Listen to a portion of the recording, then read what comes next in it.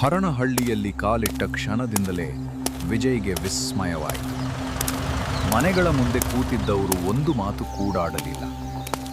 ಮಕ್ಕಳು ಆಟವಾಡದೆ ದೂರದಿಂದಲೇ ಅವನನ್ನು ನೋಡುತ್ತಿದ್ದರು. ಹಳ್ಳಿ ವಿಚಿತ್ರ ಮೌನದಲ್ಲಿ ಮುಳುಗಿತ್ತು. ಒಂದು ಹಳೆಯ ಮನೆಯಲ್ಲಿ ವಿಜಯ್ ನಿಂತ. ಬಾಗಿಲು ಸ್ವಲ್ಪ ತೆರೆದಿತ್ತು. ಒಳಗೆ ಹೋದಾಗ ಗೋಡೆಗಳ ಮೇಲೆ ಹಳೆಯ ಫೋಟೋಗಳು ಹಾಗೂ ಇತ್ತೀಚೆಗೆ ಒಣಗಿದ ಬಟ್ಟೆಗಳು ಕಂಡು ಯಾರೋ ಇತ್ತೀಚೆಗಷ್ಟೇ ಅಲ್ಲಿ ಇರಬಹುದು ಎಂಬುದು ಸ್ಪಷ್ಟವಾಯಿತು. ಒಬ್ಬ ವೃದ್ಧನು ವಿಜಯ್ ಹತ್ತಿರ ಬಂದು, ಇಲ್ಲಿ ಜಾಗ್ರತೆ ಸಾರ್, ರಾತ್ರಿ ಬೆಟ್ಟದ ದಾರಿಯಲ್ಲಿ ಲೈಟ್ಗಳು ಕಾಣಿಸುತ್ತವೆ. ಅವು ರಾಮಚಾರಿಯ ಜನರು. ಅದೇ ರಾತ್ರಿ ವಿಜಯ್ಗೆ ಅಪರಿಚಿತನೊಬ್ಬ ಕರೆ ಮಾಡಿದ. ಅವನು ಹಳ್ಳಿಯ ಸಣ್ಣ ದೇವಾಲಯದಲ್ಲಿ ಕಾಯುತ್ತಿದ್ದ.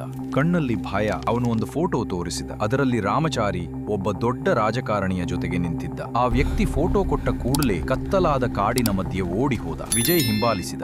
ಆದರೆ ಆ ವ್ಯಕ್ತಿ ರಕ್ತದಲ್ಲಿ ನೆಲದ ಮೇಲೆ ಬಿದ್ದಿದ್ದ. ಯಾರೋ ಕತ್ತಿಯಿಂದ ಕುಚ್ಚಿದರೆ.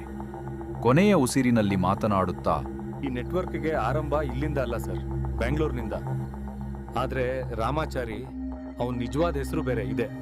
ಸಾಕ್ಷಿ ಸಾಯುವ ಮುನ್ನ ರಕ್ತದಿಂದ ನೆಲದ ಮೇಲೆ ಒಂದು ಚಿತ್ರ ಬರೆದ. ಅದು ಒಂದು ಪಾರ್ಟಿ ಸಿಂಬಲ್ಯಂತೆ ಕಂಡಿತು. ವಿಜಯನ ಹೃದಯದ ದಡ ಹೆಚ್ಚಾಯಿತು. ಮುಂದೆ ಏನಾಗುತ್ತದೆ ಎಂದು ನೆಕ್ಸ್ಟ್ ಎಪಿಸೋಡ್ ಅಲ್ಲಿ ನೋಡೋಣ.